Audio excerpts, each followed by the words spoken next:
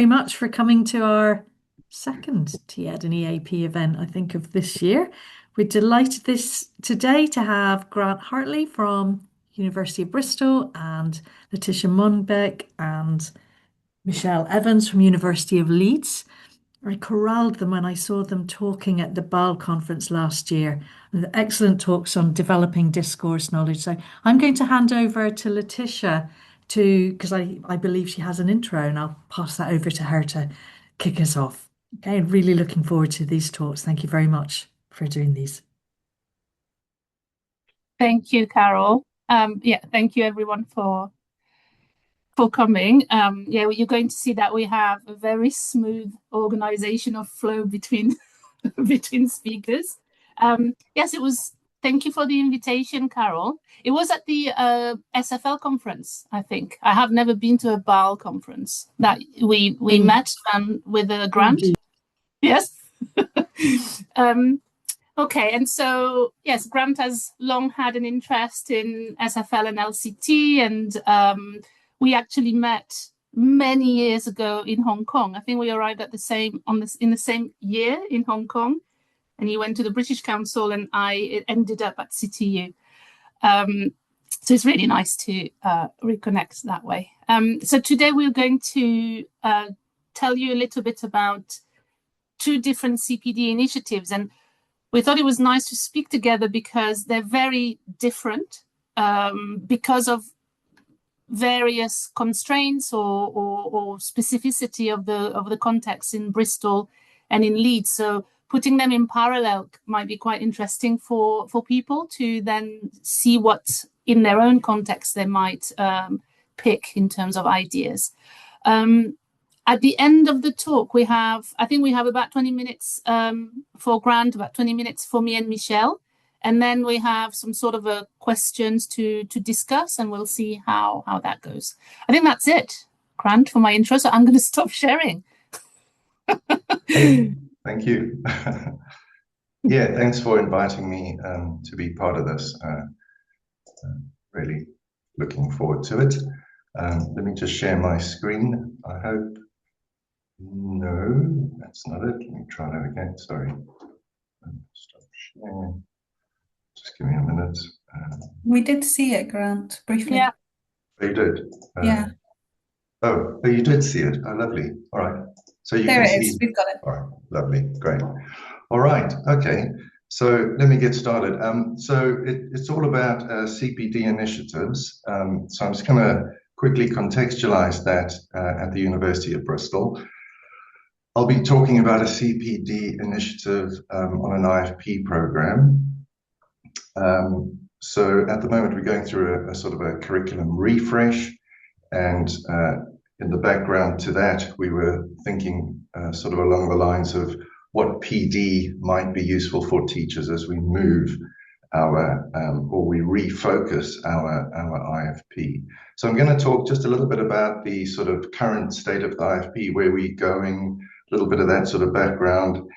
And then I'm going to talk a little bit about what we kind of see as a toolkit, which we kind of trying to introduce as a way for teachers to kind of deal with the shift that we sort of undertaking.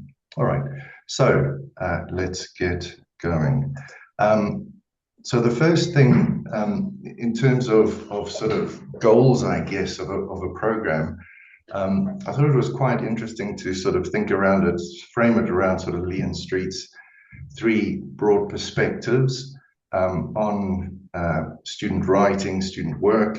I would say at the moment, our IFP here is kind of, could be characterized as a sort of English for general academic purposes.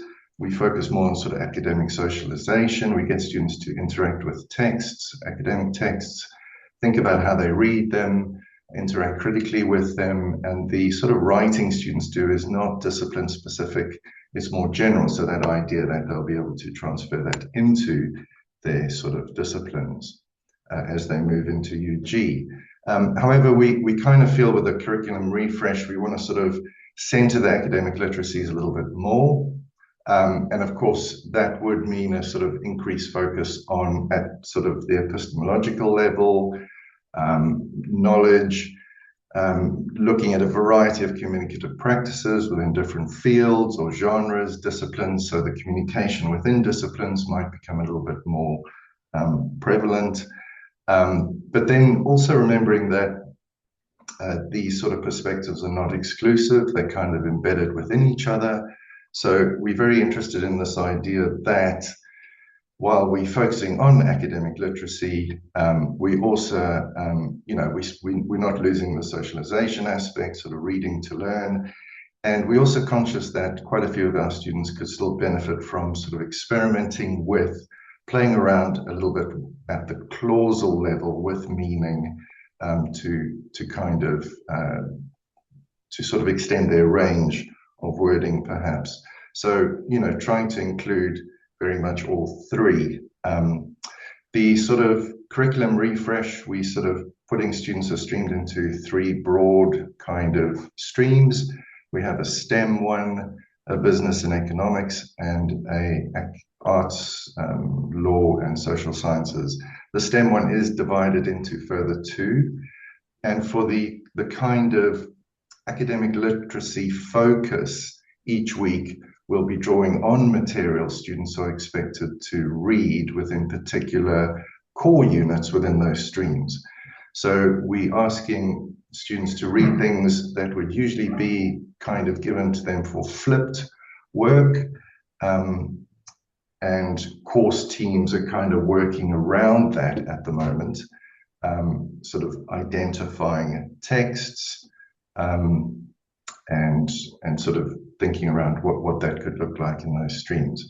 I think one of the key things in each of those streams is like students have to kind of be able to articulate both substantive and disciplinary knowledge. So that's a key consideration. So for example, if we think of sort of propositional substantive knowledge within the context of economics unit, students are probably, talking about things or showing knowledge of things like price elasticity, what that is, what it involves, but then also the sort of procedural substantive stuff of, how do you calculate that? So knowing how something is actually calculated, established would also be part of that, and students articulating that in exam questions is part of what they need to do in that unit to be successful. In terms of disciplinary knowledge in economics, they'll be writing reports sort of in teaching block 2. So making truth claims and how do you do that within the context of economics would be an important focus, as well as knowing how things are done in practice. So for example, how do you structure a report? How do you structure that argument example? I mean, in biomed, the same thing, in the biomed unit, the sort of propositional substantive knowledge would be, say, for example, homeostasis, what that is, what it involves. The procedural kind of substantive stuff would probably be exploring the kidney's role in that process, what's happening. So knowing how something actually, the processes involved and sort of communicating that to people. And then again, they also, and all the units sort of in TB2, they go into that sort of disciplinary knowledge where they're writing reports, they're making claims, and they have to structure all of that in a sort of a coherent way. So those are two kind of key considerations that course teams would need to focus on. So course teams are effectively working within their stream, aligning with subject units at a weekly sort of basis. What are they doing in those particular units?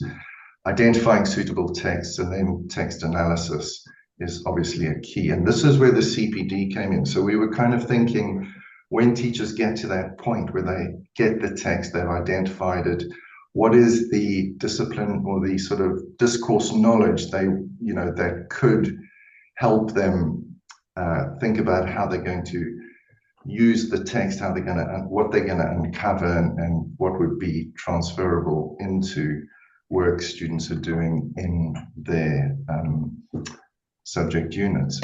Also, we kind of very much centering this around a sort of reading to learn. We kind of feel with the kind of advent of AI, you know, it's really important that students actually get a chance to kind of, you know, learn a little bit how to read within their disciplines. So we kind of talked quite a bit about genre pedagogy, deconstructing, reconstructing, and so on. And again, sort of experimenting, playing around with text. So with that text analysis, or the need for the text analysis in mind, we were kind of thinking, okay, in our toolkit, what would we need, or what would teachers need to really sort of take this initiative forward? So I'm going to work through those now. The first thing, and I'm going to try and sort of draw on a linguistic as well as a sociological perspective. So linguistic, I'm going to draw on genre theory, SFL, systemic functional linguistics, and some of that sort of terminology. From a sociological perspective, I'm going to draw on the sort of legitimation code theory, use a bit of that, you know, concepts from there. So I think the first kind of key distinction that would be interesting from a sociological perspective, perhaps, would be, you know, distinguishing between hierarchical and horizontal knowledge structures, because that gives us a kind of idea of why texts look a little bit like they do. So hierarchical kind of knowledge, you know, it's all about integration, subsumption of ideas, overarching generalized proposition. So very much in the LCT literature, visualized through that sort of triangle, you know, a larger triangle where knowledge is subsumed under other knowledge.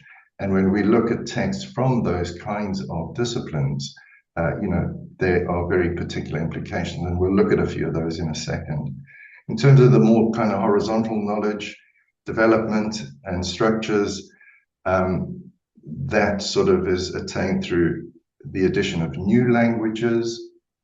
And we'll look at an example too. Within those languages, there may be some sort of development, or obviously, you know, deeper kind of verticality, if you like.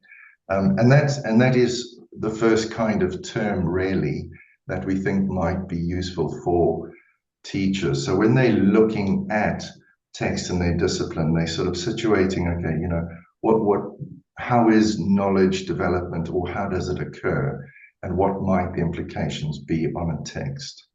Let's go and jump into a text or two texts. So we got a hierarchical knowledge, a text from a discipline which could be characterized as hierarchical knowledge. This is biomed. This is a kind of text students are asked to read. So it's that very kind of hierarchical sort of structure, and we'll get to that in a minute. And then further along the cline, more horizontal kind of knowledge, something from our Introduction to Social Sciences unit. Now, I've chosen these two because in some ways they're actually the same. And yet when we look at them, we can immediately see differences.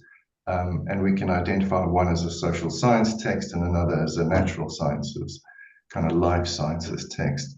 So we're going to explore that a little bit and just kind of identify some of the key tools. And again, we're trying to identify what are the concepts that might be useful for a teacher when looking at a text and analyzing it and trying to get their head around what they could uncover.